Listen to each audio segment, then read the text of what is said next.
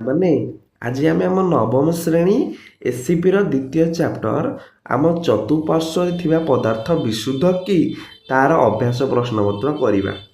ତାହେଲେ 1 ନମ୍ବର ପିଲାମାନେ ଆମକୁ ଦେଇଛି ନିମ୍ନଲିଖିତ ପୃଥକୀକରଣ ପାଇଁ କେଉଁ ପୃଥକୀକରଣ କୌଶଳ ପ୍ରୟୋଗ କରାଯାଏ। ପିଲାମାନେ ଫାଷ୍ଟ ଦେଇଛି ସୋଡ଼ିୟମ କ୍ଲୋରାଇଡ୍।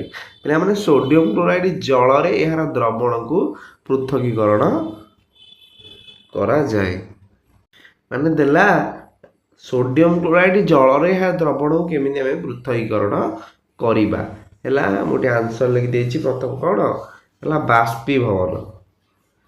ବାଷ୍ପୀଭବନ ଓ ସ୍ଫଟିକୀକରଣ। ହେଲା ସ୍ଫଟିକୀକରଣ ଦ୍ୱାରା ଆମେ ସୋଡ଼ିୟମ କ୍ଲୋରାଇଡ୍ର ଜଳୀୟ ଦ୍ରବଣକୁ କରିବା। ତାପରେ ଦେଇଛି ସୋଡ଼ିୟମ କ୍ଲୋରାଇଡ୍ ଓ ଏମୋନିୟମ କ୍ଲୋରାଇଡ୍ ମିଶ୍ରଣକୁ ଏମୋନିୟମ କ୍ଲୋରାଇଡ୍ର ପୃଥକୀକରଣ। ୟାକୁ କେମିତି କରିବା? ୟାକୁ ଆମେ ଊର୍ଧ୍ୱପାତନ ଦ୍ୱାରା କରିବା। ବୁଝିଲା?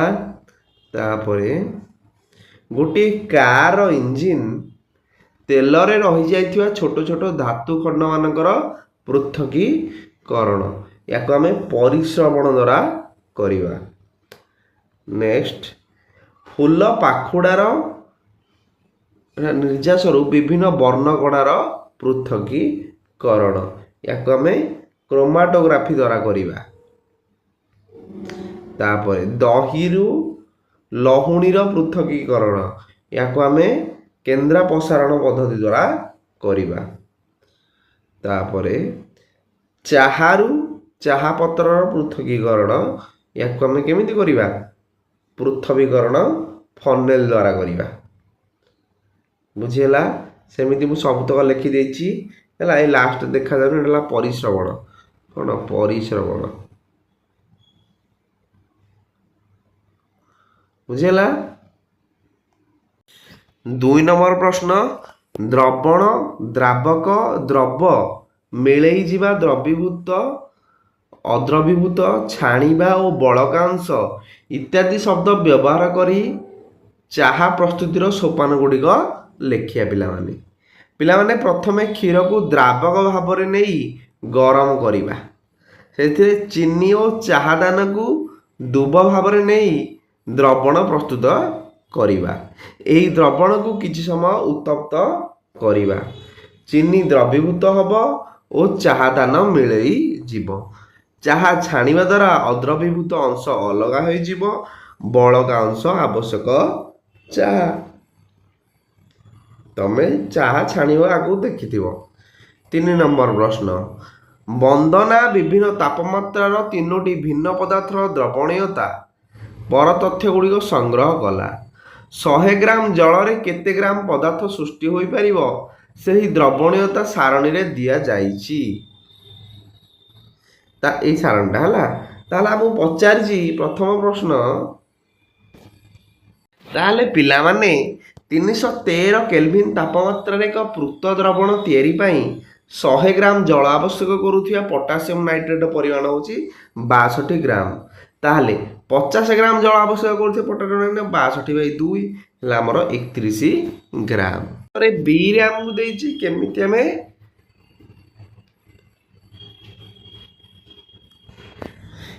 ପଟାସିୟମ ସଂଗୃହୀତ ହେବାକୁ ଆରମ୍ଭ ହେଲା। ହେଲା ଏ କୋଶ୍ଚିନ୍ଟା ଲିଭିଯାଇଛି।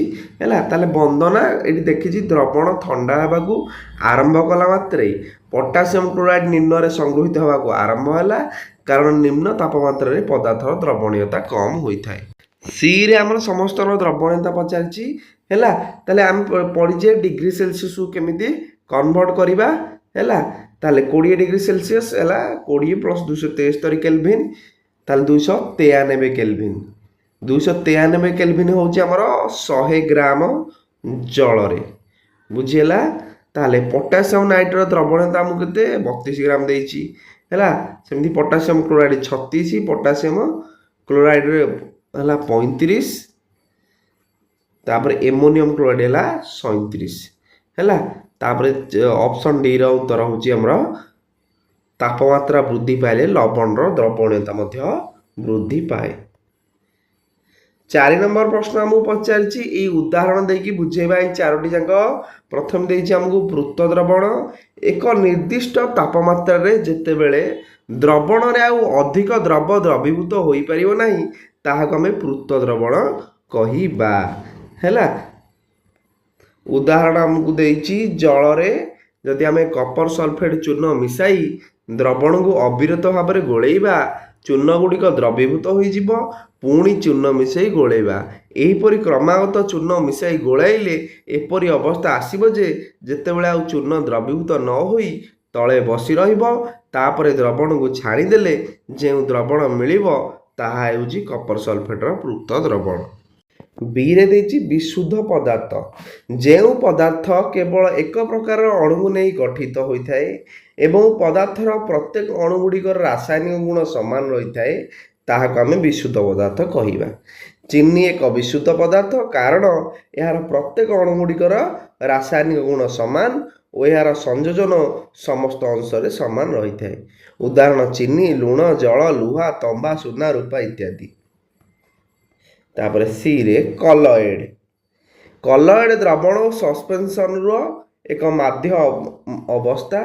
କଲଏଡ୍ ଏକ ଅସମଜାତୀୟ ମିଶ୍ରଣ ଯାହାର କଣିକା ଗୁଡ଼ିକର ଆକାର ହେଉଛି ଆମର ଖାଲି ଆଖିରେ ଦେଖିବା ପାଇଁ ଖୁବ୍ ଛୋଟ ହୋଇଥାଏ, କିନ୍ତୁ ଆଲୋକକୁ ବିସରିତ କରିବା ପାଇଁ ଆବଶ୍ୟକ ଆକାର ଠାରୁ ଅଧିକ ହୋଇଥାଏ। ଉଦାହରଣ ଦେଇଛି ସାବୁନ ମିଶ୍ରିତ ଜଳ, ଅଠା, କ୍ଷୀର, ଏଲୟ। ଡିରେ ଦେଇଛି ସସ୍ପେନସନ୍। ଦ୍ରାବକରେ ଯେଉଁ ଦ୍ରବ ଦ୍ରବୀଭୂତ ହୁଏ ନାହିଁ ଓ ଯାହାର କଣିକା ଗୁଡ଼ିକ ଖାଲି ଆଖିକୁ ଦେଖାଯାଏ ଏବଂ ଭାସମାନ ଅବସ୍ଥାରେ ଧୀରେ ଧୀରେ ନିମ୍ନରେ ବସିଯାଏ, ତାହାକୁ ଆମେ ସସ୍ପେନସନ୍ କହିବା। ସସ୍ପେନସନ୍ ହେଉଛି ତରଳରେ କଠିନର ଏକ ଅସମଜାତୀୟ ମିଶ୍ରଣ।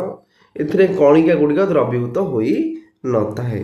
ଉଦାହରଣ ବନ୍ୟା ଜଳ, ଚଗୁଣ୍ଡ ମିଶ୍ର ପାଣି, ହେଲା, ଚଗୁଣ୍ଡ ମିଶା ପାଣି ଆଦି ସସ୍ପେନସନର ଉଦାହରଣ। ନେକ୍ସଟ 5 ନମ୍ବର ଦେଲା, ନିମ୍ନଲିଖିତ ପ୍ରତ୍ୟେକକୁ ସମଜାତୀୟ ଓ ଅସମଜାତୀୟ ଶ୍ରେଣୀରେ ଆମେ ଏତକ ବ୍ୟବହାର କରିବା। ତାହେଲେ ସୋଡ଼ା ପାଣି ଆମର ସମଜାତୀୟ, ଆଉ ବାୟୁ, ଭିନେଗାର, ଛଣା, ଚାହା, ହେଲା, ଏସବୁ ଅସମଜାତୀୟ ଆମର ମାଟି ଆଉ କାଠ। ନେକ୍ସଟ 6 ନମ୍ବର, ତୁମକୁ ଦିଆଯାଇଥିବା ଏକ ରଙ୍ଗହୀନ ତରଳ ବିଶୁଦ୍ଧ ପାଣି ବୋଲି କିପରି ତମେ ଜାଣିବ? ପିଲାମାନେ, ପାତନ ଯନ୍ତ୍ରରେ ଉକ୍ତ ରଙ୍ଗହୀନ ତରଳ ପଦାର୍ଥକୁ ନେଇ ତା ମଧ୍ୟରେ ଏକ ଥର୍ମୋମିଟରକୁ ବୁଡ଼ାଇ ରଖିବା, ଉକ୍ତ ପଦାର୍ଥକୁ ଉତ୍ତପ୍ତ କରିବା।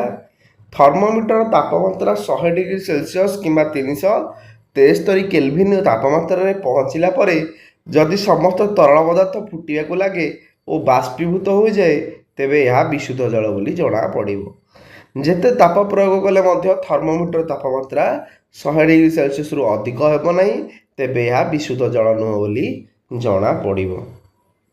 7 ନମ୍ବର, ନିମ୍ନଲିଖିତ କେଉଁ ଦ୍ରବ୍ୟ ଗୁଡ଼ିକ ବିଶୁଦ୍ଧ ପଦାର୍ଥ? ବିଶୁଦ୍ଧ ପଦାର୍ଥ ପିଲାମାନେ ବରଫ, ଲୁହା, ଲବଣାମ୍ଳ, କ୍ୟାଲସିୟମ ଅକ୍ସାଇଡ୍। କ୍ୟାଲସିୟମ ଅକ୍ସାଇଡ୍ ଏତିକି ଆମର ବିଶୁଦ୍ଧ ପଦାର୍ଥ। 8 ନମ୍ବର ଆମକୁ ପଚାରିଛି, ନିମ୍ନଲିଖିତ ମିଶ୍ରଣ ମାନଙ୍କ ମଧ୍ୟରୁ ଦ୍ରବଣ ଗୁଡ଼ିକୁ ଚିହ୍ନା।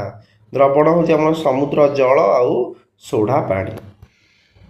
9 ନମ୍ବର ପ୍ରଶ୍ନ, ନିମ୍ନଲିଖିତ କେଉଁ ଉଦାହରଣରେ ଟିଣ୍ଡାଲ ସିଦ୍ଧାନ୍ତ ଦେଖିହେବ?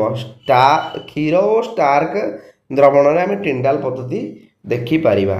10 ନମ୍ବର, ନିମ୍ନଲିଖିତ ଦ୍ରବ୍ୟ ଗୁଡ଼ିକୁ ମୌଳିକ, ଯୌଗିକ ଓ ମିଶ୍ରଣ ଭାବେ ଶ୍ରେଣୀ ବିଭାଗ କର। ହେଲା, ମୌଳିକରେ ଆମର ସୋଡ଼ିୟମ, ରୂପା, ଟିଣ, ସିଲିକନ। ଯୌଗିକ ହେଲା ଗୋଟେରୁ ଅଧିକ ମୌଳିକ ଯଦି ଥିବ ତାକୁ ଆମେ ଯୌଗିକ କହିବା। ହେଲା, ସୋଡ଼ିୟମ ଦେଖ Na ହେଲା ମୌଳିକ, ଯଦି ମୁଁ ଲଗେଇଦେବି Na2CO3, କେତେଟା ମୌଳିକ ହୋଇଗଲା? ସୋଡ଼ିୟମ ଗୋଟେ ମୌଳିକ, କାର୍ବନ ଗୋଟେ ମୌଳିକ, ଅକ୍ସିଜେନ ଗୋଟେ ମୌଳିକ। ତାହେଲେ 2 ବା 2ରୁ ଅଧିକ ଯଦି ମୌଳିକ ଉପସ୍ଥିତ ଥିବ ତାକୁ ଆମେ ଯୌଗିକ ବୋଲି କହିବା। ଯୌଗିକରେ calcium carbonate, methane, carbon dioxide ମିଶ୍ରଣରେ ମାଟି, ଚିନି ଦ୍ରବଣ, ବାୟୁ, ସାବୁନ, ରକ୍ତ ଓ କୋଇଲା। 11 ନମ୍ବର ପ୍ରଶ୍ନ, ନିମ୍ନଲିଖିତ ମଧ୍ୟରୁ କେଉଁ ଗୁଡ଼ିକ ରାସାୟନିକ ପରିବର୍ତ୍ତନ? ହେଲା, ରାସାୟନିକ ପରିବର୍ତ୍ତନ ପିଲାମାନେ ତ ହେବ ଆମର ଗଛର ବୃଦ୍ଧି, ଲୁହାରେ କଳଙ୍କି ଲାଗିବା, ଖାଦ୍ୟ ରାନ୍ଧିବା, ଖାଦ୍ୟ ହଜମ ହେବା ଏବଂ ମହମବତୀ ଜଳିବା। ବିଷୟଟି ଆମର ସରିଗଲା।